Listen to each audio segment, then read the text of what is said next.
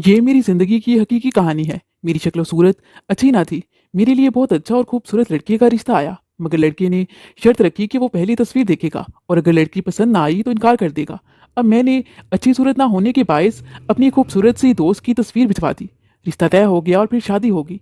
शादी की रात जब दूल्हे ने मेरा घूंघट, एक रोज़ मेरी वही तस्वीर वाली सहेली हमारे घर आ गई। जब मेरे शोहर ने उसे देखा तो ये कहानी हकीकत पर मबनी है और जिन खातून की हकीकी ज़िंदगी से ताल्लुक़ रखती है, मैं उन्हीं की ज़ुबानी बयान कर रही हूँ। कहानी में असली नामों की जगह फ़र्ज़ी नाम इस्तेमाल किए गए हैं। चलिए कहानी शुरू करते हैं।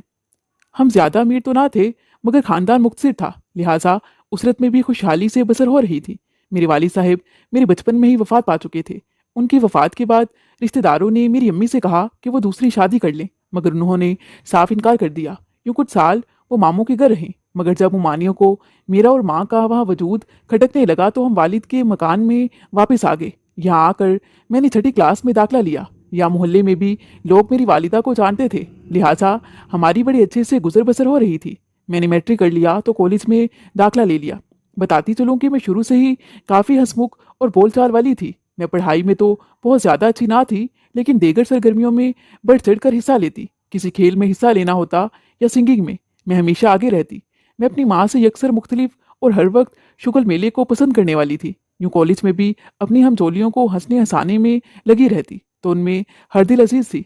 अगर कभी एक रोज़ छुट्टी कर लेती तो अगले दिन सारी क्लास की लड़कियां मेरे इर्द गिर्द जमा हो जाती कि बताओ कल क्यों नहीं आई थी। यहाँ तक कि टीचर्स भी मेरी कमी को महसूस करती थी। मैं कॉलेज अपने मोहल्ले की चंद लड़कियों के साथ जाती और आती थी। जब मैं अभी 17 वर्ष की थी और चेहरे पर नोखेसी के आसार नमूदार हुए तो माँ को मेरे हाथ पीले करने की फिक्र सताने लगी। अब उन्होंने अपनी मिलने जुलने वालियों से मेरे रिश्ते के बारे में तस्करे शुरू किए। जब मेरे कानों में ये तस्करे पड़े तो मैं सोचती, अभी तो मैंने एफए भी पास नहीं किया और न जाने अम्मी को मेरे बयाने की इतनी फिक्र क्यों पड़ गई है। खैर, एक वर्ष यूं ही गुजर गया और मैं 18 वर्ष की होगी, मगर मेरी वालिदा की परेशानी खत्म ना हुई कि उन्हें मेरे लिए कोई ढंग का रिश्ता ना मिल सका। मुझे कोई परवाह ना थी कि मेरा रिश्ता हो या ना हो, क्योंकि मैं तो अभी जिंदगी को भरपूर जीना चाहती थी। नहीं चाहती थी कि अभी से शादी के बंधन में बंधकर कैद हो जाऊं। लेकिन दूसरी तरफ माँ की परेशानी को देखते हुए खामोश थी। हमारी पड़ोस में नसरीन नामी एक खातून रहती थी, जिन्हें मैं खाला जी कहती थी। उनका हमारे घर काफ़ी आना जाना था। वो जब हमारे घर आती तो मेरी अम्मी उनसे भी मेरे रिश्ते के बारे में जिक्र करती और कहती कि अगर कोई अच्छा रिश्ता हो तो मुझे बताना। मैं चाहती हूँ कि जल्द बेटी के फर्ज से सबकदोश हो जाऊँ। एक रोज़ खाला हमारे घर आकर मेरी अम्मी से कहने लगी कि और तो कोई रिश्ता मेरी नज़र में नहीं, और जो एक दो तुम्हें दिखाए वहाँ बात ना बन सकी। इसके अलावा कोई ऐसा एतबार वाला रिश्ता नहीं है कि जहाँ मैं तसल्ली के साथ कह सकूं कि रिश्ता वाकई अच्छा है। फिर उन्होंने कुछ सोचते हुए मेरी वालिदा से जिक्र किया कि उनका भांजा है, मैं उसके लिए अपनी बहन से बात करूंगी। मेरा भांजा लाहौर किसी यूनिवर्सिटी में पढ़ रहा है और वहीं हॉस्टल में रहता है। वैसे तो अभी वो पढ़ रहा है, लेकिन चलो अगर रिश्ता हो जाए तो बाद में भी पढ़ता रहेगा। खाला की ये बहन हमारे ही शहर में रहती थी। जो खाला नसरीन ने मेरे रिश्ते की बात अपनी बहन से छेड़ी। खाला की बहन ने हामी भर ली कि यतीम बच्ची है, मुझे कोई एतराज़ नहीं, मैं एक नज़र लड़की को देख लूँ, अगर वो पसंद आ जाए तो मैं ये रिश्ता ज़रूर करूँगी। बाकी ये कि अपने बेटे से भी बात करके देख लेती हूँ। पहले तो उसकी राय ज़रूरी है कि कहीं वो किसी और ही को पसंद ना करके बैठा हो। खाला की बहन उनके साथ हमारे घर मुझे देखने आई। वो पुराने दौर की थी। मेरी वालिदा की खुश इखलाकी से ही बेहद मुतासिर हो गई और फिर मुझे भी पसंद कर लिया। खैर, जब उन्होंने अपने बेटे से बात की तो उसने शर्त रखी कि वो एक नज़र लड़की को खुद देख कर ही शादी करेगा। अगर लड़की उसे पसंद आई तो ठीक, वरना वो इनकार कर देगा।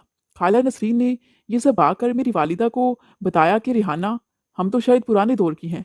आपा ने तो अपनी तरफ से लड़की को देखकर पसंद कर लिया, मगर आजकल के लड़के, और वो भी जो यूनिवर्सिटी में पढ़ते हों। अब मेरे भांजे को ही देखो, उसका कहना है कि वो पहले लड़की को देखेगा और फिर ही हाँ करेगा। अगर उसे लड़की पसंद ना आई तो वो इनकार कर देगा। उस दौर में लड़के का लड़की को पहले देखना और फिर पसंद ना आने पर रद्द कर देना एक मायूब बात समझी जाती थी। लिहाजा मेरी वालिदा ने इस शर्त को नामंजूर कर दिया। मैं मामूली शक्ल सूरत की थी, इसलिए खुद भी नहीं चाहती थी कि कोई मुझे देखने आए और फिर देख कर इनकार कर दे। मगर खाला नसरीन मेरी वालिदा के सर होगी और उन्हें समझाया कि अगर यहाँ बात बन गई तो ऐसा रिश्ता तुम्हें फिर कभी नहीं मिलेगा। लड़का लाखों में एक है, वो पढ़ा लिखा बच्चा है, लिहाजा उसकी अगले दौर की सोच है और कुछ नहीं हो जाता। तुम उसे एक नज़र देख लेने दो।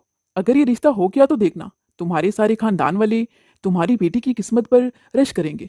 यूं मेरी वालिदा इस बात पर राजी हो गई कि अगर लड़का सिर्फ तस्वीर देखने पर इक्तफा करे तो उसे मेरी तस्वीर दिखाई जा सकती है, वो भी सिर्फ खाला की जिम्मेदारी पर कि तस्वीर बाद में वापस कर दी जाए।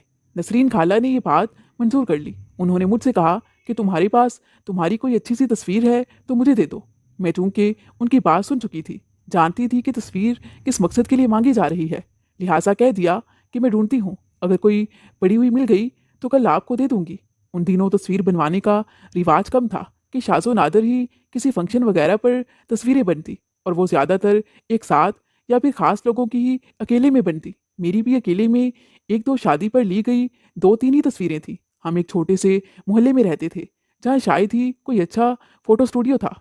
तभी लड़कियाँ ज़्यादातर दाखिला वगैरह भिजवाने या दूसरे डॉक्यूमेंट्स के लिए ही इन स्टूडियो का रुख करती थी। अगले रोज़ मैंने जब तस्वीरें बाहर निकाली तो अम्मी को भी दिखाई। फिर कहा, अम्मी मेरी तो कोई ढंग की तस्वीर ही नहीं है भिजवाने के लिए।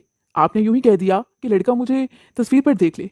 वो एक तस्वीर पकड़ कर कहने लगी, अरे ये तो इतनी खूबसूरत तस्वीर है, तुम तो ऐਵੇਂ ही कहती हो कि मेरी कोई ढंग की तस्वीर नहीं। इतनी अच्छी तो है ये, बस यही तस्वीर लड़के को भिजवानी है, इसे अलग करके रख दो, तुम्हारी खाला आए तो उसे दे देना। ये तस्वीर मैंने चंद माह पहले अपने कज़न की शादी पर उतरवाई थी। अब अम्मी तो इस तस्वीर को पसंद करके चली गई थी, लेकिन मुझे मालूम था कि वो बिल्कुल भी अच्छी ना थी। एक तो मैं शक्लो सूरत की मामूली थी, ऊपर से मेरी तस्वीर भी अच्छी नहीं आती थी। जब शादी की तकरीब में मेहमान वगैरह एक दूसरे की तस्वीरें बनाते तो अपनी फ़ोटो देखकर मुझे लगता जैसे तस्वीर में मेरी शक्ल हकीकत से भी ज़्यादा बिगड़ी हुई है। गर्ज मेरी तस्वीर बिल्कुल भी अच्छी ना आती थी। मेरा फोटोजेनिक फेस ही नहीं था। उन दिनों मैं अजब शिशोपंज में मुब्तला थी। उधर खाला अपने भांजे के हुस्न की तारीफें करते ना थकती थी कि ऐसा खूबसूरत और गुणों वाला लड़का तो नसीब वालों को मिलता है, इस रिश्ते को कनवाना मत। फिर एक रोज़ खाला आई और उन्होंने अपने भांजे की तस्वीर अम्मी को दिखाई। अम्मी तो तस्वीर देखते ही माशाल्लाह माशाल्लाह करने लगी। फिर कहने लगी, आपा ये तो वाकई बहुत खूबसूरत लड़का है। आपने ठीक कहा था कि ऐसा लड़का तो नसीब वालियों को ही मिलता है। अब पता नहीं मेरी आशी के नसीब खुलते हैं या नहीं, मेरी बेटी उसे पसंद भी आती है कि नहीं। मैंने भी उसकी तस्वीर देखी, वो वाकई बहुत हसीन था। अब दिल में मजीद खुदबुद हुई। सोचा कि ऐसा खूबसूरत लड़का, और वो भी जो यूनिवर्सिटी में पढ़ रहा हो, भला मुझ जैसी मामूली शक्ल की लड़की की तस्वीर से कैसे मुतासिर हो सकता है। वो तो कभी भी मुझे पसंद नहीं करेगा। खाला और अम्मी ने भी अजीब कश्मकश में डाल दिया है। जैसी मेरी तस्वीर है, ये लड़का तो ज़रूर मेरी तस्वीर देखकर मेरा मजाक उड़ाएगा कि वाह क्या लड़की मेरे लिए पसंद की है। मैं तो खुद ही अपना मजाक बनवाऊंगी। अब मुझे कुछ समझ नहीं आ रही थी कि क्या करूं। कुछ दिनों तक मैं अम्मी और नसीन खाला को यूं ही डालती रही, लेकिन आखिर कितने रोज़। अब खाला थी कि रोज़ तस्वीर का तकाजा करती कि अब अपनी तस्वीर दे दो। वो अम्मी से कहती कि देखना यूं ही ये हीरे जैसा लड़का हाथ से निकल जाएगा, फिर भला ऐसा रिश्ता तुम्हें कहाँ मिलेगा, बस तुम पछताती रह जाओगी। उनके बार बार के तकाजे से तंग आकर बल आखिर मैंने काफ़ी सोचने के बाद कोई हल ना पाकर अपने नाकस जहन से एक मंसूबा सोच लिया। अपने तौर पर सोचती कि मैं किसी सूरत अपना मजाक नहीं बनवा सकती, और ना ही मैं नाकामी देखना चाहती थी। अपनी कमकली में मैंने मंसूबा ये सोचा कि मैं अपनी बजाय अपनी एक दोस्त की तस्वीर लिफाफे में डालकर खाला को दे दूंगी। मेरी एक बेहद खूबसूरत सहेली थी जिसका नाम तबिंदा था। वो मेरे साथ ही कॉलेज में पढ़ती थी। उसकी एक फनफेयर की तस्वीर एल्बम में मेरे पास मौजूद थी। वो थी भी बहुत खूबसूरत और तस्वीर में भी बेहद हसीन लग रही थी। एक रोज़ खाला आई तो मैंने बहाने बहाने से खाला से पूछा, खाला के लड़का आजकल अपने घर है, और क्या आपने मेरी तस्वीर उनके घर देने जाना है। इस पर उन्होंने मुझे बताया कि लड़के की माँ ने तो तुम्हें पहले ही देख रखा है, उन्होंने तो पसंद भी कर लिया है। अब बात तो लड़के की ही रह गई है कि वो तुम्हारी तस्वीर देखना चाहता है। यही सोच रही कि घर देने का क्या फ़ायदा, उसने तो अभी 3 माह तक घर नहीं आना क्योंकि उसके पेपर्स होने वाले हैं, इसलिए वो तो लाहौर ही में अपने हॉस्टल में है। लिहाजा यही सोचा है कि मैं यहीं से तुम्हारी तस्वीर उसे पार्सल कर दूंगी। यूँ वो देख कर वापस मुझे पार्सल कर देगा तो तुम्हारी माँ को दे दूंगी। अब अगले रोज़ मैंने पार्सल वाले लिफाफे में तस्वीर को अच्छी तरह बंद करके अम्मी को दे दिया। उन्होंने उसे खाला के हवाले किया। अम्मी को भी यही था कि मैंने वही अपनी शादी वाली तस्वीर ही दी है। दूसरी तरफ खाला भी लिफाफे को देख कर कहने लगी, रिहाना ये तो तुमने अच्छा किया कि तस्वीर को लिफाफे में डाल दिया। अब मैं अपने बेटे के हाथ इसे आज ही पार्सल करवा दूंगी। खुदा की करनी की खाला ने अम्मी से पूछ लिया कि कौन सी तस्वीर भिजवाई है आशी ने अपनी। अम्मी कहने लगी, आपा वही जो नासिर की शादी पे इसने खिंचवाई थी, आपको भी जो दिखाई थी। खाला कहने लगी, अच्छा अच्छा। यूं खाला ने वो बंद लिफाफा लाहौर अपने भांजे को भिजवा दिया। लड़के ने जब तस्वीर देखी तो उसे बहुत पसंद आई। यूं उसने फौरन रिश्ते के लिए हामी भर ली। खाला ने बल आखिर एक रोज़ खुशी खुशी मेरी वालिदा को बताया कि लड़के के इम्तिहान से फारिग होते ही आपा लोग आपके घर आकर मंगनी या निकाह करने का इरादा रखते हैं। अब तुम ये रिश्ता पक्का ही समझो। साथ ही उन्होंने मेरी वालिदा को वो तस्वीर वाला लिफाफा भी वापस किया कि जो उनके भांजे ने भिजवाया था। उन्होंने अब भी लिफाफा खोलने की तरफ ध्यान ही ना दिया। शायद कि अपने तौर उन्होंने मेरी तस्वीर को पहले ही देखा हुआ था, और दूसरा उनके कौन सा वहमो गुमान में हो सकता था कि मैं कम अकल क्या गलती कर चुकी हूँ। गालबन उनका इसीलिए लिफाफा खोलने की तरफ ध्यान ही ना गया। जब उन्होंने ये खुशखबरी मेरी वालिदा को दी तो अंधा क्या चाहे दो आंखें, मेरी वालिदा की तरफ से भी 100% हाँ हो। मैं भी दिल ही दिल में खुश थी। सोचा कि जो होगा देखी जाएगी। मैं भी किसी को नहीं बताऊंगी कि मैंने ऐसा किया है। मैं शादी के बाद एहसान से यही कहूंगी कि तुम्हारी तस्वीर देखी तो तुम मुझे इतने पसंद आए कि दिल में तुम्हारी ही सूरत बसकर रहेगी। क्यों मैंने तुम्हारी मोहब्बत में तुम्हें पाने के लिए ऐसी हरकत कर डाली। लेकिन अब मुझे माफ़ कर दो और मुझे कबूल कर लो। मैं आपको कभी शिकायत का मौका नहीं आने दूंगी। क्यों मैंने यही सोचा कि देख लेते हैं आखिर क्या होता है। आज मुझे अपनी कम अकली पर हैरानगी होती है, मगर उस वक्त न जाने मुझे क्या समाई हुई थी। जहन में ये था कि जब शादी हो जाएगी तो क्या हो जाएगा। मेरी अम्मी तो इस कदर खुश थी कि फ़ौरन जहेज के जोड़े बनवाने लगी। मैं भी दिल ही दिल में शादा थी कि यह तरकीब तो कारीगर होगी। साथ ही साथ सोचती जब जिनाब घूंघट उठाकर मेरी सूरत देखेंगे तो चकरा जाएंगे, तब क्या होगा। फिर खुद को तसल्ली देती कि मैं हालात संभाल लूंगी। इतना तो मुझ में एतमाद था। लड़की के इम्तिहान के बाद उसकी माँ आई और यूं मेरी शादी की तारीख रख दी गई। इस दौरान एहसान को लाहौर में ही अच्छी मुलाजमत मिल गई और उन्होंने वहाँ रिहाइश का बंदोबस्त भी कर लिया था। उनके दिल में वो तस्वीर वाली लड़की इस कदर उतर चुकी थी कि वो चाहते थे कि उनकी दुल्हन ब्याह कर यहाँ उनके पास ही आए, ताकि उन्हें अपनी दुल्हन की जुदाई बर्दाश्त न करनी पड़े। घर में मेरी शादी की तैयारियां होने लगी। ये सादा दौर था, किसी को कानो खान खबर ना हो सकी कि मैं कितनी बड़ी गलती कर चुकी हूँ। सबसे अहम बात यह हो गई कि एहसान लाहौर में थे और उनके वालिदैन यहाँ हमारे शहर होते थे, और ना ही अब उनके पास लड़की की कोई तस्वीर थी। लिहाजा शादी से पहले ये राज ना खुल सका कि उनके घर वालों ने और लड़की पसंद की है, जबकि एहसान तो और किसी की तस्वीर को पसंद कर चुके हैं। 4 माह गुजर गए और बल आखिर शादी का दिन भी आ गया। उस दौर के रिवाज के मुताबिक मुझे घूंघट उड़ाया गया था। यूं मैं एहसान के साथ ब्याह कर लाहौर आ गई। उनकी सारी फैमिली भी लाहौर ही ठहरी हुई थी। वैसे भी हमारे शहर से लाहौर का फासला सिर्फ 1.5 घंटे का था। रात मुझे सपनों की सेज पर बिठा दिया गया, मगर लाख पर एतमाद होने के बावजूद अब मेरा दिल जोर जोर से धक धक कर रहा था कि न जाने अब मेरे साथ क्या हो। एहसान मुझे कबूल भी करेंगे क्या नहीं, या मुझे देखकर उनका क्या रद्दअमल होगा। शायद वो गुस्से में मुझे अभी घर से निकाल दें। आज तो मेरी गलती सबके सामने आ जाएगी। थोड़ी देर बाद मुझे कदमों की चाप सुनाई दी। एहसान ने बड़ी आरजुओं के साथ मेरा घूंघट उठाया, मगर जो तस्वीर वाली सूरत उन्होंने अपने दिल में बसा रखी थी और जिसके लिए वो इस कदर खुश थे, मैं उससे कदी मुख्तलिफ थी। वो हैरानों परेशान थे कि आखिर ये क्या हो रहा था। वो कभी मुझे देखते और कभी सोच में पड़ जाते। बल आखिर उनकी परेशानी को देखते हुए मैंने खुद ही उन्हें सब बता दिया। उनके चेहरे पर गुस्सा तो था, मगर उन्होंने मुझे कुछ ना कहा। फिर मुझसे पूछा कि ज़रूर ये तस्वीर तुम्हारे घर वालों ने गलती से बेची थी या खाला जी ने ऐसा किया। मैंने कहा कि ये मैंने ही किया था, क्योंकि जब खाला ने आपकी तस्वीर दिखाई तो वो मेरे दिल पर नक्श हो गई थी। मैं चाहती थी कि आप मुझे हर सूरत कबूल कर लें, इसलिए ऐसा काम किया। वो ठंडी आह बरकर रह गए। मैंने उनकी काफ़ी मिन्नतें की और अपने तौर उन्हें कायल करने की कोशिश की।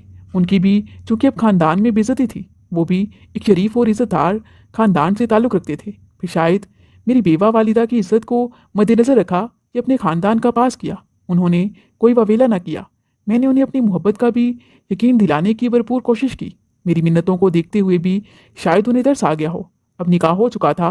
मैं रुखसत होकर उनके घर आ चुकी थी, और एक अक्लो शऊर रखने वाले और शरीफ ख़ानदान के फ़र्द के लिए शादी मजाक नहीं होती कि वो उसी रात मुझे अपनी ख्वाबगाह से निकाल देते। एक 18-19 वर्ष की लड़की 16 सिंगार किए उनके सामने सर झुकाए बैठी थी। उनके लिए भी सब्र के सिवा चारा ना था। शायद उन्होंने सब्र किया और उसी में अल्लाह की रिज़ा और अपनी बेहतरी समझी। लेकिन ये तो मुझे मालूम ही ना था कि भी आगे मेरे साथ क्या होने वाला है। मैं बदसूरत ना थी, मामूली सूरत थी, और वैसे भी मामूली सूरत की लड़कियां जब दुल्हन बनती हैं तो वो भी खूबसूरत लगने लगती हैं। मैं भी दुल्हन बनकर खासी दिलकश लग रही थी। आज के दिन तो हर कोई मेरी सूरत देखकर हैरान था। शायद उन्होंने भी तभी मुझे कबूल कर लिया। शादी के चंद रोज़ बाद वो कहने लगे, अगर मैं इस धोखे को कबूल ना करता तो। मैंने कहा, फिर जो मेरी किस्मत थी, लेकिन शायद मेरी किस्मत अच्छी थी कि आपने मुझे कबूल कर लिया। अब माफ़ भी कर दें। वो कहने लगे, अब माफ़ किए बगैर गुजारा भी नहीं, चलो माफ़ किया। तुम भी क्या याद करोगी कि किस रईस से पाला पड़ा है। मैंने पूछा कि क्या आपके घर वालों ने वो तस्वीर देखी थी। इस पर उन्होंने कहा कि नहीं, मैंने वो तस्वीर लाहौर ही से खाला को वापस भिजवा दी, तभी तो तुम्हारा पर्दा रह गया। जिंदगी के दिन गुजरने लगे। सच यही था कि उनका सलूक मेरे साथ नहायत अच्छा था। वो मेरा ख्याल भी रखते, मोहब्बत भी देते। यूँ हम मियाँ बीवी हंसी खुशी ज़िंदगी गुजार रहे थे। शादी को 5 साल गुजर गए, मगर फिर भी मैंने महसूस किया कि उनको एक करेज सी रहती थी। वो अक्सर मुझे कहते कि तुम्हारी वो दोस्त कैसी है जिसकी तस्वीर तुमने मुझे भेजी थी। काश उसको एक नज़र असल में देख सकता, कि जिसकी तस्वीर उन दिनों मेरे ख्यालों में बस गई थी। मैं उनकी इस बात को मजाक में डाल देती थी, क्योंकि वो मुझसे मोहब्बत ही इस कदर करते थे कि मेरा यही ख्याल था कि वो तो अब मेरे अलावा किसी के बारे में सोच भी नहीं सकते, क्योंकि इतने सालों में आज तक मुझे कभी किसी लड़की के मामले में उन पर शक हुआ ही नहीं था कि मेरे अलावा वो हर खातून से लिए दिए रहने वाले इंसान थे। यूँ भी यही समझती कि तबिंदा के बारे भी मजाक ही कर रहे हैं। अब मेरी शादी को 6 साल हो चुके थे और मैं एक बेटे की माँ थी, मगर एहसान अब भी कभी कभार उस तस्वीर वाली लड़की का जिक्र छेड़ देते। इत्फाक से एक रोज़ जब मैं हस्बे मामूल एहसान के आने से पहले खाना बनाने में मसरूफ़ थी कि अचानक तबिंदा अपनी भाभी के साथ हमारे घर आ गई। मैं उससे खुशदिली से मिली। ये तो मुझे मालूम था कि उसकी अभी तक शादी नहीं हुई थी, क्योंकि शादी के बाद भी शुरू के 1 साल में मेके में मेरी उससे 1-2 बार मुलाकात हो चुकी थी। उसने बताया कि 1 साल पहले उसके भाई का तबादला लाहौर हो गया था, इसलिए उनकी फैमिली यहाँ मुंतकिल हो गई है। उसने मज़ीद बताया कि जब उसे पता चला कि मेरा घर भी उनकी रिहाइश से वो ज़्यादा दूर नहीं है, तो उसने मेरी अम्मी से मेरा पता लिया था और आज वो अपनी भाभी के साथ मुझसे मिलने हमारे घर आ पहुंची। मुझे खुशी हुई, मगर मैं उसे देखकर हैरान भी थी। माशाल्लाह वो पहले से भी ज़्यादा खूबसूरत हो चुकी थी। एफए के बाद मेरी तो शादी हो गई थी, मगर उसने तालीम जारी रखी और ग्रेजुएशन कर ली। तालीम ने उसकी शख्सियत में निखार पैदा कर दिया था। उसका लिबास और अंदाज भी पहले से कहीं ज़्यादा बावकार हो गया था। हम बरसों बाद मिले थे। बातों में इस कदर महू थे कि कब ईशान घर आगे पता ही न चला। जब उनकी नज़र तबिंदा पर पड़ी तो वो कुछ हक्का बक्का से उसे देखने लगे। तबिंदा और उसकी भाभी ने भी उन्हें सलाम किया। मैं उनका बैग लेने को आगे बढ़ी तो एहसान भी मेरे पीछे ही आ गए और बेख्तियार उनके मुंह से निकला, आशी, ये तो मुझे वही तस्वीर वाली लड़की लग रही है। मुझे लगा जैसे उनके कुछ अल्फाज शायद तबिंदा के कानों में पड़ चुके हों।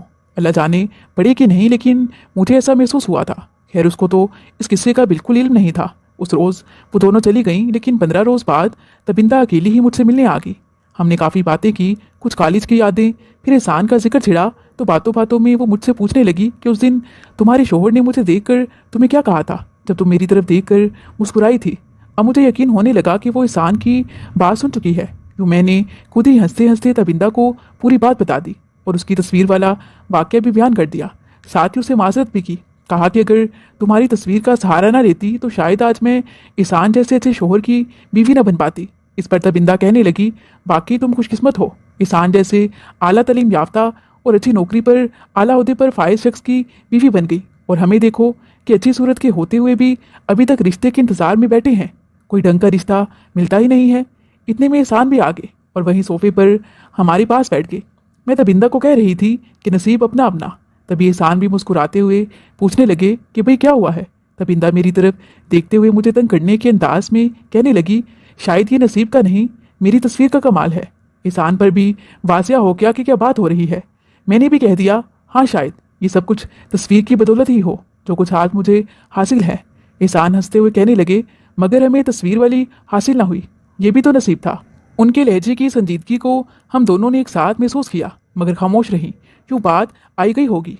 तबिंदा अब हर दूसरे तीसरे रोज़ हमारे घर आने लगी। मेरे शरीके हयात भी मेरी सहेली से घुल मिल गए। मुझे एहसान पर इस कदर भरोसा था कि मुझ नादान के दिल में अभी भी कोई शक पैदा ना हुआ, क्योंकि दोनों ही मुझे खास तवज्जो देते थे। एहसान महज उसे खुश इखलाकी से बात करते थे। मैं यही समझती रही, नहीं जानती थी कि बरसों पहले उन्होंने जो उसकी तस्वीर की झलक देखी थी वो उनके लिए नक्शे दिल बन चुकी थी। अब उनके लिए वो खलिश जो कभी हल्की सी चुभन थी, रफ्ता रफ्ता नासूर बनने लगी थी। मैं गिरदारी में मसरूफ़ थी, कुछ खबर ना थी कि कब बात यहाँ तक पहुँच गई कि वो दोनों घर से बाहर मिलने लगे। यहाँ तक कि अब एहसान ने मजाक मजाक में मुझे कहना शुरू किया कि मेरा दिल चाहता है दूसरी शादी कर लूँ, तो मुझे दूसरी शादी की इजाज़त दे दो, तो मैं खुशी खुशी से कर लूँगा। पहले पहल मैंने उनके इस मुतालबे को भी बिल्कुल संजीदगी से ना लिया, फिर मजाक में ही इसरार पर उतर आए। मैं फिर भी टालती रही, ये कहती थी कि मजाक मत करें, ये आजकल आप कैसी बातें करने लगे हैं। वो मुझसे कहते थे, पहले तुमने अपनी दोस्त की तस्वीर मुझे भेजी थी, अब जब तुम्हारी